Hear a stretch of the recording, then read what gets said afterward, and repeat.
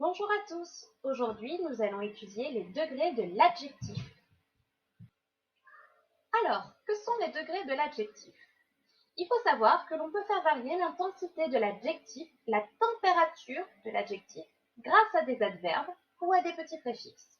Exemple, si je prends petit, j'aurai assez petit, très petit, tout petit. Je peux aussi modifier le sens de mon adjectif grâce à un préfixe. Exemple, elle est sympa. Je peux dire elle est hyper sympa.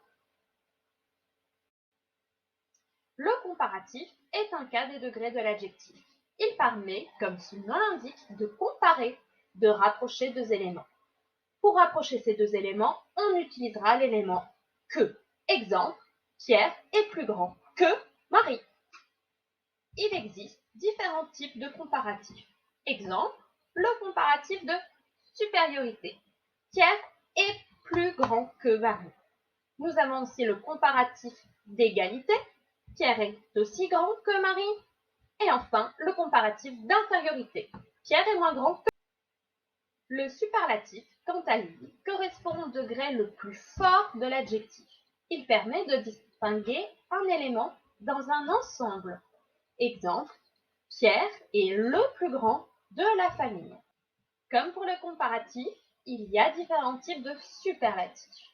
Le superlatif de supériorité, exemple, Marie est la plus jeune de la famille. Le superlatif d'infériorité, Marie est la moins drôle de la famille.